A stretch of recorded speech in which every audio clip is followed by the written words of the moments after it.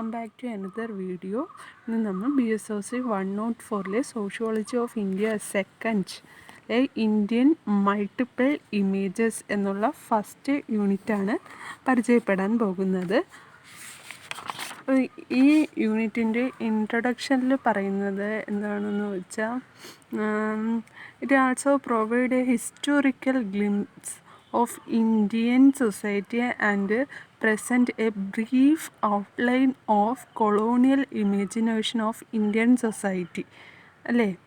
അതുപോലെ throughout Macaulay's minutes and James mills description of Indian civilisation. അതായത് ഇതിൽ മെയിനായിട്ട് പാശ്ചാത്യരും ഇന്ത്യൻ സമൂഹത്തെ നിഷേധാത്മകമായ അവതരിപ്പിച്ചിട്ടുണ്ട്. പാശ്ചാത്യരായിട്ടുള്ളല്ലേ, നമ്മുടെ ഈ ഇന്ത്യയിൽ പാശ്ചാത്യരായിട്ടുള്ള ആൾക്കാർ നമ്മുടെ ഇന്ത്യയെ നിഷേധാത്മകപരമായിട്ടുള്ള രീതിയിൽ അവതരിപ്പിച്ചിട്ടുണ്ട്. അതിനെക്കുറിച്ചൊക്കെയാണ് ഈ യൂണിറ്റിൽ പറയുന്നത്. അപ്പോൾ പലരുടെയും കൺക്ലൂഷൻ വരുന്നുണ്ട്. നോക്ക്, മാക്ലൂ മൈന്യൂട്ട്സിൻ്റെ വരുന്നുണ്ട്, മിൽസിൻ്റെ ഡിസ്ക്രിപ്ഷൻ വരുന്നുണ്ട് സിവിലൈസേഷനെ കുറിച്ച്. അതുപോലെ furthermore the understanding of Indian society by Hegel, Marx, angels, Max by the images and description of India by Edward Said, Rabindranath Tagore, our Mahatma Gandhi, Jawaharlal Nehru, Ambedkar and the cultural nationalist ideologies. അപ്പം അവരൊക്കെ വേറെ വേറെ നല്ല നല്ല കാര്യങ്ങൾ പറഞ്ഞിട്ടുണ്ട്. അംബേദ്കറും ഗാന്ധിജിയൊക്കെ ജവഹർലാൽ നെഹ്റു ഒക്കെ അന്നും നമ്മൾ ഡിസ്ക്രൈബ് ചെയ്യുന്നുണ്ട്. നല്ലതായിട്ടുള്ള കാര്യങ്ങളും അതുപോലെ തന്നെ കൊളോണിയലായിട്ടുള്ള നെഗറ്റീവ്സൊക്കെയാണ് മെയിനായിട്ട് ഈ ചാപ്റ്ററിൽ നമ്മൾ ഡിസ്കസ് ചെയ്യുന്നത്. അപ്പോൾ ആദ്യം പറയുന്നത് tradition of plurality and culture of accommodation in Indian society. അതിൽ ഫസ്റ്റ് പോയിൻ്റുമായിട്ട് പറയുന്നത് factors of pluralism and unity in India. അതിൽ എന്താണ് പറയുന്നത്? Society consist of peoples. ഒരു സൊസൈറ്റിയിൽ മെയിനായിട്ട് ആൾക്കാരാണല്ലേ കുന്നുകൂടിയുള്ളത്. അത് India we find people of distinctive physical features.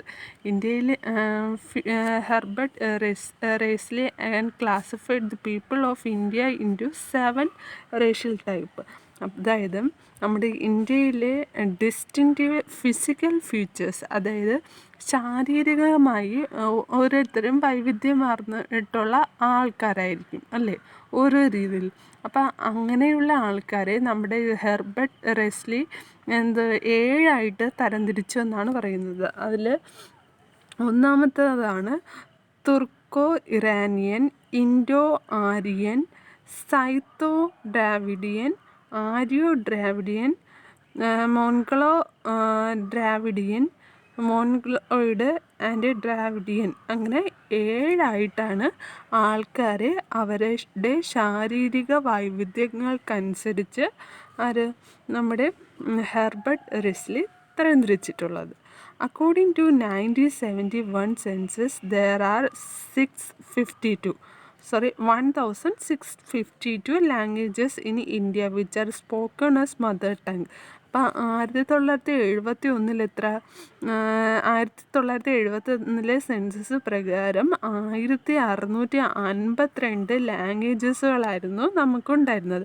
അതെല്ലാം നമ്മുടെ മദർ ടങ് ആയിട്ട് നമ്മൾ യൂസ് ചെയ്യുന്നത്. The famous linguistic Grierson's noted 179 languages and 544 dialects. India is a land of 22 official languages. India എന്ന് പറയുന്ന 22 ഒഫീഷ്യൽ ലാംഗ്വേജസ് ഉണ്ടെന്നാണ് പറയുന്നത്. അതിൽ 13 ഡിഫറെൻറ്റ് സ്ക്രിപ്റ്റ് ആൻഡ് ഓവർ 720 ഡയലക്റ്റും ഉണ്ടെന്ന് പറയുന്നുണ്ട്. അതുപോലെ തന്നെ India is a land of multiple religions അല്ലേ, പല പല ആൾക്കാരുകളുടെ ഒരു സമൂഹമാണെന്ന് എന്തെന്ന് പറയുന്നത് നമ്മുടെ ഇന്ത്യ എന്ന് പറയുന്നത്. India is the birth place of Hinduism ഉണ്ട്. അതിൽ ഇന്ത്യയിലെന്ന് പറയുന്ന ആരുടെയൊക്കെ ഒരു ഹ്യൂജാണ് നോക്ക്, ഹ്യൂജ് എമൗണ്ട് എന്ന് പറയുന്നത്. അതായത് ഹിന്ദുസമുണ്ട്, ജൈനിസമുണ്ട്, ബുദ്ധിസമുണ്ട്, സിഖിസമുണ്ട് and varieties of tribal religions ഉണ്ടല്ലേ. അതായത് വൈവിധ്യമാർന്ന മതങ്ങളുടെ ഒരു രാജ്യമാണ് നമ്മുടെ ഇന്ത്യ എന്ന് പറയുന്നത്. നോക്ക്, every have their strong followers in India. According to Census 2011, followers of Hinduism from 72.8% of the total population, Islam 40.2%, Christianity 2.3%, Sikkim 1.7. അതായത് 2011 സെൻസസ് അനുസരിച്ച് മേജറായിട്ട് ഹിന്ദുസത്തിലുള്ള ആൾക്കാരാണ് 72.8%. അതുമല്ല ക്രിസ്ത്യാനിറ്റിയിലുള്ളവർ, ഇസ്ലാമിലുള്ളവർ, മുസ്ലിമിലുള്ളവർ, അങ്ങനെ പല ഇങ്ങനെ മെയിനായിട്ട് ഒരു സ്പെസിഫിക് ആയിട്ടുള്ള കുറച്ച് ആൾക്കാർ നിന്നിട്ടുണ്ട്. അവരാണ് നമ്മുടെ ഇന്ത്യയിൽ കൂടുതലായിട്ട് താമസിക്കുന്നതെന്നാണ് പറഞ്ഞിരിക്കുന്നത്. ഇനി അടുത്ത് പറയുന്നത്, however despite these diversities there are strong bonds of unity in India which are reflected in the geopolitical unity marked by the Himalayas in the north and the ocean on the other side. അല്ലേ? അപ്പം ഈ വൈവിധ്യങ്ങൾ ഇങ്ങനെ ഒരുപാട് പേരുണ്ടല്ലേ. ഈ specific ആയിട്ട് കുറച്ച് religions എടുത്ത് അവരാണ് പിന്നീട് 2011 സെൻസസ് പ്രകാരം ഇന്ത്യയിൽ കൂടുതലായിട്ടുള്ളത്. അപ്പം അവരെല്ലാം കൂടെ ചേർന്ന് ഒരു സ്ട്രോങ്, അതായത് രാജ്യം എന്നുള്ളത് ഒരു ഒറ്റക്കെട്ടാണ് എന്നുള്ള ഒരിതാണ് പറഞ്ഞിരിക്കുന്നത്. എല്ലാവരും ഒന്ന് ചേർന്ന ഒരു പവർ ഹിമാലയാസ്, അതാണ് ആ സെൻറ്റൻസിൽ പറഞ്ഞിരുന്നത്. പിന്നെ സോവർജൻ, സെക്കുലർ ആൻഡ് ഡെമോക്രറ്റിക് ഇന്ത്യ എന്ന് പറയുന്നത് ഒരു ഡെമോക്രറ്റിക് ആയിട്ടുള്ള സ്റ്റേറ്റാണെന്ന് പറയുന്നുണ്ട്. ഇന്ത്യ എന്ന് പറയുന്നത് ഒരു ഡെമോക്രറ്റിക് സ്റ്റേറ്റാണ്. ഇതൊക്കെയാണ് factors of pluralism and unity in ഇന്ത്യയിൽ പറയുന്നത്. അടുത്ത് പറയുന്നത് the eternal syncretic tradition in Hindu spiritualism. അതിൽ പറയുന്നത് എന്താണെന്ന് വെച്ചാൽ, Hinduism is the majority religion of India. ഇന്ത്യയിലെ മെജോറിറ്റി ആയിട്ടുള്ള ഒരു ഏറ്റവും മേജറായിട്ടുള്ള ഒരു റിലീജിയൻ എന്ന് പറയുന്നത് നമ്മുടെ ഹിന്ദുവിൽപ്പെട്ട ആൾക്കാരാണെന്നാണ് പറയുന്നത്. അപ്പോൾ Hinduism is the majority religion of India. The tradition of accommodation is eternal to Hinduism. Okay. പിന്നെ philosophically it has held the tradition that has conceived the whole world to be a part of a single family, Vasudhaiva Kudumbakam. Vasudha the earth, Aiva is and Kudumbakam family. അപ്പോൾ അതിൽ പറയുന്നത് എന്താണ്, India എന്ന് പറയുന്നത് the whole part of earth. വസുദൈവ കുടുംബകം എന്ന് വെച്ചാൽ the whole part of earth എന്നാണ്. അതായത് നമ്മൾ ഇന്ത്യക്കാരെല്ലാവരും ഒരു കുടുംബമാണെന്നാണ് ഉദ്ദേശിക്കുന്നത്. ഓക്കെ. പിന്നെ the concept originated in the Vedic scripture Maha Upanishad. അപ്പോൾ ഈ വസുദൈവ കുടുംബകം എന്നുള്ള ആ ഒരിത് മഹാ ഉപനിഷത്തിൽ നിന്നാണ് എടുത്തത് എന്നാണ് പറഞ്ഞിരിക്കുന്നത്. അടുത്ത് പറയുന്നത്, it is considered an integral part of the Hindu philosophy. Okay. Hinduism is found on the spirit of universality, as Vivekananda has aptly pointed out in his famous Chicago speech in 1893. അപ്പം നമ്മുടെ വിവേകാനന്ദ സ്വാമിയല്ലേ, അദ്ദേഹത്തിൻ്റെ ഫേമസ് ആയിട്ടുള്ള Chicago സ്പീച്ചിൽ 1893 പറഞ്ഞിരിക്കുന്നത് എന്താണ്, Hinduism as a religion has taught the world both tolerance and universal acceptance that believes not only in universal toleration but accept all religion as true.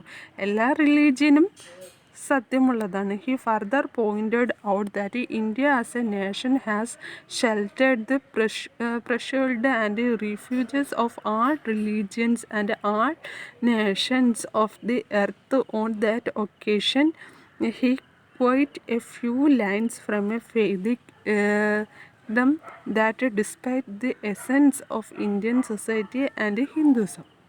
അതായത് എന്താണ് പറയുന്നത്, ഒരു മതം എന്നുള്ളത് ലോകത്തെ പഠിപ്പിച്ചത് അതിൻ്റെ സഹിഷ്ണുതയും അതുപോലെ സാർവത്രികയും സ്വീകാര്യതയും ആണ്. അത് സാർവത്രിക സഹിഷ്ണുതയിൽ മാത്രമല്ല, എല്ലാ മതങ്ങളിലും അംഗീകരിക്കുന്നു. ഒരു രാജ്യമെന്ന നിലയിൽ എല്ലാ മതങ്ങളിലെയും ഭൂമിയിലെ എല്ലാ രാജ്യങ്ങളിലെയും അഭയാർത്ഥികൾക്ക് അഭയം നൽകിയിട്ടുണ്ട് എന്നാണ് പറഞ്ഞിരിക്കുന്നത്. ഓക്കെ, അടുത്ത the historical trajectories of India. അതിൽ മെയിൻ പറയുന്നത് Indian possess the 5000 years old heritage of the indoors വേലി സിവിലൈസേഷൻ. ഇന്ത്യ എന്ന് പറയുന്നത് സിന്ധു നദീ തടത്തിൻ്റെ അല്ലേ, അതിൻ്റെ ആ ഒരു സാംസ്കാരികതയാണ് മെയിനായിട്ട് ഫോക്കസ് ചെയ്യുന്നത്. നോവസ് Harappan civilisation. While tracking the trajectory of Indian history, we trace its root to the Vedic society and also note its encounter and the emergence of Jainism and Buddhism, medieval dynastic rules, Persian and Greek attacks. അപ്പം അതിൽ സിന്ധു നട സംസ്കാരത്തിനെയാണ് ഇന്ത്യക്കാരുടെ സാംസ്കാരികതയുമായിട്ട് ബന്ധപ്പെടുത്തിയിരിക്കുന്നത്. അതുപോലെ തന്നെ Persian, അതുപോലെ തന്നെ ഗ്രീക്കുകാർക്ക് നമ്മുടെ India സമൂഹത്തിനോടുള്ള അവരുടെ ആ ക്രൂരമായ ചൂഷണങ്ങളെയും, അതുപോലെ തന്നെ പറയുന്ന repeated Muslim attacks and formation of Muslim sultanate, spread of Bhakti movement, emergence of Sikhism അല്ലേ. ഇപ്പം മുസ്ലിംസിൻ്റെ നമ്മളോടുള്ള ഒരു അറ്റാക്ക്, അതുപോലെ തന്നെ സിക്കിസം, എമർജൻസ് ഓഫ് സിക്കിസത്തിന് പറയുന്നുണ്ട്. പിന്നെ Vijayanagar empire in the south India, വിജയനഗരത്തിൻ്റെ ആ ഒരു എംപയർമെൻറ്റ്, അവിടെ വിജയനഗരത്തിൻ്റെ രാജകീയമായിട്ടുള്ള ആ ഒരു എൻട്രി, അതുപോലെ തന്നെ formation and expansion of Mughal, Maratha, Sikh and other empire, for expansion of Mughal രാജവംശത്തിൻ്റെ ആ ഒരു വരവ് അല്ലേ, അതൊക്കെ പറഞ്ഞിട്ടുണ്ട്. പിന്നെ consolidation of British colonial power and India struggle for freedom അല്ലേ, ഫ്രീഡത്തിന് വേണ്ടിയുള്ള ഇന്ത്യയുടെ ആ സ്ട്രഗിൾ, അതൊക്കെയാണ് മെയിനായിട്ട് നമ്മുടെ ഇന്ത്യയുടെ ചരിത്രപരമായിട്ടുള്ള ഒരു പാതയിൽ മെയിനായിട്ട് ഫോക്കസ് ചെയ്യുന്നത്. ഇന്ത്യൻ സ്ട്രഗിൾ ഓഫ് ഫ്രീഡത്തിനെ കുറിച്ചൊക്കെ പറഞ്ഞിട്ടുണ്ട്. ഇനി അടുത്ത് colonial and western imagination of India. അതിൽ പറഞ്ഞിരിക്കുന്നത് മെക്ലോയെ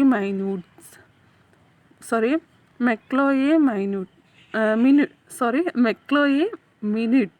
ഓക്കെ, അതിൽ I have never found one among them who could deny that a single shelf of a good European library was worth the whole native literature of India and Arabia.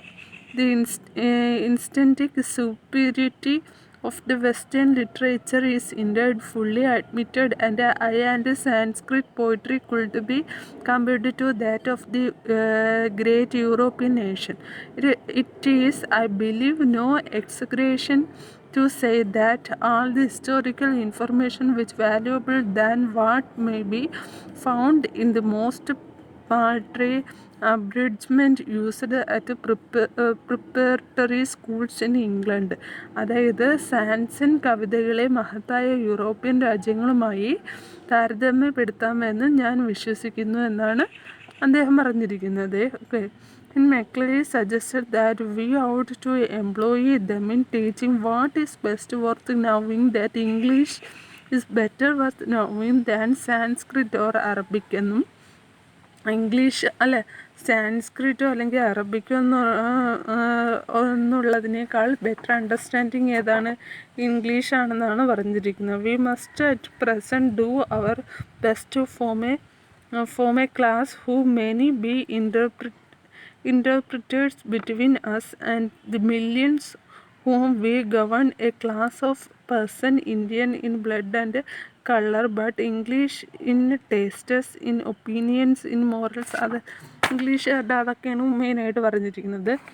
അടുത്ത് പറയുന്നത് James mills description of Indian civilisation. അങ്ങനെ ഓരോരുത്തരുടെയും ഡിസ്ക്രിപ്ഷനാണ് പറഞ്ഞിരിക്കുന്നത്. ഇത് ഷോർട്ടായിട്ട് പറഞ്ഞത്. അതായത് many colonial historian have described Indian civilisation with varieties negative attribute. Varieties അതായത് ഒരുപാട് കൊളോണിയലായിട്ടുള്ള ആൾക്കാർ വെരിറ്റീസ് ഓഫ് പോയിൻ്റ്, അതിൽ നെഗറ്റീവായിട്ടുള്ള പോയിൻ്റ് നമ്മുടെ ഇന്ത്യയെക്കുറിച്ച് പറയുന്നുണ്ട്. അദ്ദേഹത്തിൻ്റെ ഇതിൽ India was in this writing A half civilised nation. India എന്ന് പറയുന്നത് എന്താണ്? ഒരു ഹാഫ് സിവിലൈസ്ഡ് ആയിട്ടുള്ള നേഷനാണെന്ന് പറയുന്നുണ്ട്. അതുപോലെ തന്നെ it is to be mentioned here that the description of India was not only impressionistic. India എന്നുള്ളത് ഒരിക്കലും ഒരു ഇംപ്രഷനിസ്റ്റിക് അല്ല എന്നാണ് പറയുന്നത്. ഇനി India's imaged by Hegel, Marx and Engels. അവരുടെ ഓരോരുത്തരുടെയും കൺസെപ്റ്റുകളാണ് പറയുന്നത്. Marx used Indian material to elaborated his materialistic theories of the social history of Europe. അതിൽ പറയുന്നത് here no reference was made to the nature of society in India, China or other countries of Asia in his principle of ഇനി India, China or other countries of Asia എടുത്ത് നോക്കുന്നു. India, China അതുപോലെ തന്നെ ഏഷ്യയിലെ മറ്റു countries എടുത്ത് നോക്കുകയാണെങ്കിൽ in this principle of communication years have made no progress. ഒരു പ്രോഗ്രസ്സും ഇല്ല എന്നാണ് പറയുന്നത്. In the same place he referred to barbarian countries which previously had more or less remained outside of the line of historical development. Okay. അതുപോലെ തന്നെ പറയുന്നത് most distinctive character of Indian according to Max is its age old village system. The great mass of the people are spread over the surface of the country in tiny aggregation. അതിൽ പറയുന്നത് situated on its own tract of arable and westland, each village forms a little world unto itself with an independent organization and a distinct life. The dominant feature of the village is the domestic union of agriculture and manufacturing pursuit. അതായത്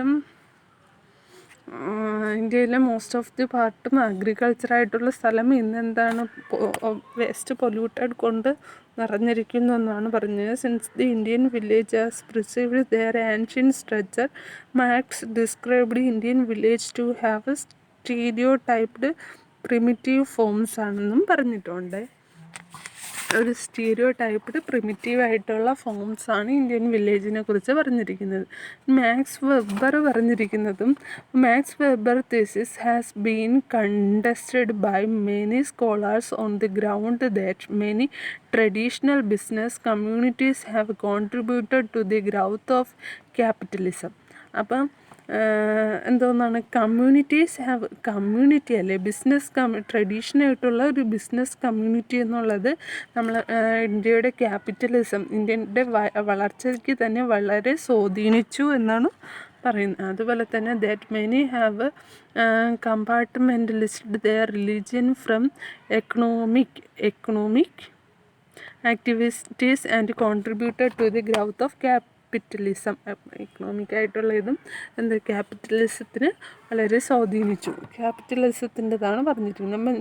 mark Twain പറഞ്ഞിരിക്കുന്നത് America, beloved humorist and one of its best now writers, Samuel Lagod, claims better known to the world as Mark Twain came to India in January 1896.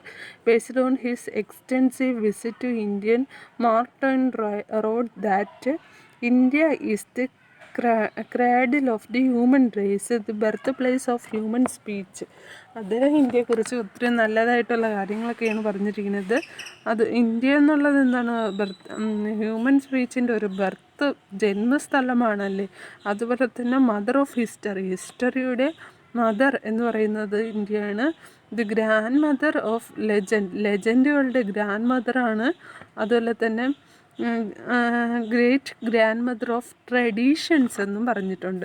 Twain said repeatedly that India has his favourite land on the whole equator journey. അപ്പോൾ all ഇക്വേറ്ററിലെങ്ങും സഞ്ചരിച്ചതിൽ ഇന്ത്യയാണ് ഏറ്റവും best ആയിട്ടുള്ളതെന്നാണ് അദ്ദേഹം എഴുതിയിരിക്കുന്നത്. അതുപോലെ പറഞ്ഞ് he loved the colour and variety of Indian life, അല്ലേ? ആ ഇന്ത്യക്കാരുടെ ജീവിതം അത് അദ്ദേഹത്തിന് വളരെയധികം ഇഷ്ടപ്പെട്ടു എന്നാണ് പറയുന്നത്. അതുപോലെ തന്നെ this is India the land of dreams and romance. Main അല്ലേ, എല്ലാവരും പറയുന്നതാണ് എന്ത്, ഇന്ത്യ എന്നുള്ളത് ഒരു ലാൻഡാണ്, എന്തിന്, ഡ്രീംസിൻ്റെയും അതുപോലെ റൊമാൻസിൻ്റെയും ഒരു ലാൻഡാണെന്ന് പറയുന്നുണ്ട്.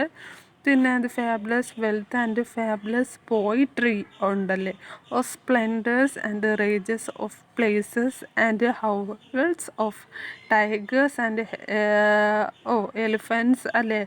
ടൈഗറുണ്ട്, എലിഫൻ്റ് ഉണ്ട്, അല്ലേ? കോബ്രയുണ്ട്, അല്ലേ? ജംഗിൾ, അല്ലേ? അങ്ങനെ വൈവിധ്യമാർന്ന ഒരു നാടെന്നാണ് അദ്ദേഹം ഇവിടെ ഉദ്ദേശിക്കുന്നത്. ഓക്കെ, അടുത്ത ടോപ്പിക് 104 നെക്സ്റ്റ് വീഡിയോയിൽ. Okay, thank you for watching. Have A nice day.